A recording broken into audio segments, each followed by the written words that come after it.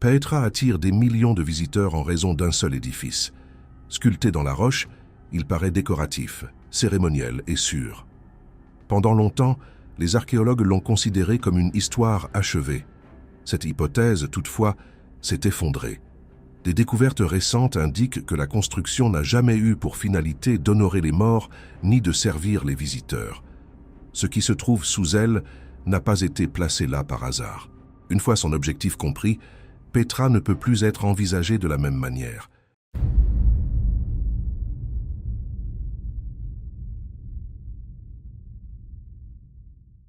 Depuis plus de 2000 ans, la structure connue sous le nom d'Alcaz, souvent appelée le Trésor, demeure taillée dans la roche à l'extrémité de l'entrée principale de Petra. Quiconque pénètre dans l'ancienne cité doit traverser un long et étroit couloir rocheux, dénommé le Siq. Au terme de ce passage, le Trésor est la première grande construction révélée. Pour cette raison, il est devenu l'édifice le plus vu, photographié et commenté de Petra, façonnant la compréhension de l'ensemble de la ville. Aujourd'hui, il est présenté comme un triomphe du design antique. Cependant, des récits locaux transmis de génération en génération indiquent qu'il fut autrefois perçu de manière très différente. On avertissait qu'il ne fallait pas s'en approcher avec désinvolture, demeurer à proximité, ni le traiter comme un espace d'usage commun. Selon des traditions orales bédouines, partagées avec des explorateurs du XIXe siècle, le sol devant l'Alcaz n'était pas considéré comme sûr. Certains récits le décrivaient comme un lieu que les vivants ne devaient jamais fouler. D'autres affirmaient que la terre elle-même réagissait à ceux qui y restaient trop longtemps. Il ne s'agissait pas de métaphores, mais de règles pratiques transmises au sein des familles. Il était interdit d'y dormir, ou de permettre aux enfants d'y jouer, surtout après le coucher du soleil. Plusieurs explorateurs occidentaux ont consigné ces avertissements sans les comprendre pleinement. Les journaux de l'époque mentionnent des sons étranges durant la nuit. Des hommes ayant dormi près de l'Alcaz ont rapporté entendre une respiration provenant du sol. D'autres ont décrit des bruits graves semblant émerger sous le pavage de pierre et non des falaises environnantes. Ces récits furent souvent écartés comme superstitieux, mais ils se répètent dans les archives de voyageurs qui ne se connaissaient pas. Certains ont également observé des conditions physiques inexplicables, une odeur métallique intense, décrite comme riche en fer, des chutes soudaines de température incompatibles avec le reste de Petra, et des échos inhabituels lorsque des pierres étaient frappées contre le sol, comme si la roche était creuse. La constance de ces témoignages a attiré l'attention. Des décennies plus tard, un mémorandum archéologique jordanien des années 1950 aurait classé le sol sous l'Alcaz comme structurellement dangereux et non naturel, recommandant une restriction d'accès. Le document disparut des archives publiques sans explication. Des chercheurs ont également relevé des incohérences visuelles sur la façade. Les symboles sculptés dans la partie supérieure ne correspondent pas au modèle funéraire observé ailleurs à Petra. Certains spécialistes suggèrent que ces marques ressemblent à des symboles nabatéens, associés à la restriction et à la séparation, et non à l'honneur ou à la mémoire. Cette interprétation demeure débattue, mais elle renforce la divergence entre apparence et finalité. L'intérieur approfondit cette rupture. Contrairement aux tombes confirmées à Petra, l'Alcaz ne présente ni niche, ni disposition planifiée, ni éléments internes compatibles avec un usage funéraire prolongé. Imposant à l'extérieur, il fonctionne intérieurement comme une enveloppe vide. Pour certains historiens, il ne fut jamais un lieu de révérence, mais une limite.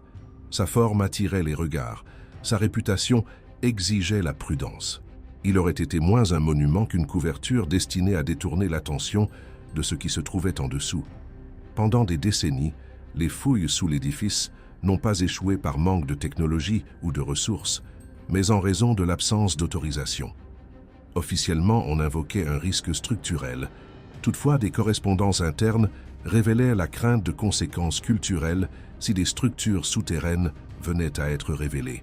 Entre les années 1962 et 2020, plusieurs équipes étrangères ont vu leurs demandes rejetées ou reportées. Certaines propositions mentionnaient une fouille non autorisée des années 1930, dont les archives ont disparu. Un mémorandum conservé aurait averti « Ne perturbez pas la chambre inférieure, ce n'est pas une tombe ». En 2024, l'autorisation fut accordée sous des conditions strictes. Des capteurs surveillaient les tensions dans la roche. La fouille se limita à des tranchées réversibles et à une documentation millimétrique. Des données satellitaires divulguées révélèrent des anomalies de densité sous la cour frontale, des lignes droites et des angles droits incompatibles avec des formations naturelles. Avant d'excaver, l'équipe procéda à des analyses non invasives, radar à pénétration de sol, résistivité électrique et magnétométrie. Toutes confirmèrent l'existence d'un vide rectangulaire aux limites définies, une géométrie typique d'une construction délibérée. Les proportions rappelaient des structures nabatéennes associées à la restriction et au confinement, et non à des sépultures. Des signaux déformés suggéraient une interférence interne. Les données magnétiques indiquaient une exposition antérieure à une chaleur intense, compatible avec une combustion contrôlée. Les schémas sédimentaires révélaient un déplacement interne avant le scellement. Un chercheur observa que la conception permettait l'entrée, mais non la sortie. La fouille mit au jour des marches abruptes taillées dans la roche, inadaptées à un accès funéraire fréquent. Des murs lisses, renforcés pour résister à une pression interne, présentèrent des rainures à hauteur de bras, possiblement dues à des frottements répétés. Un tunnel secondaire avait été délibérément obstrué. Au fond, une dalle scellait la chambre sans interstice, empêchant la circulation de l'air. Tout indiquait le contrôle, non l'accueil.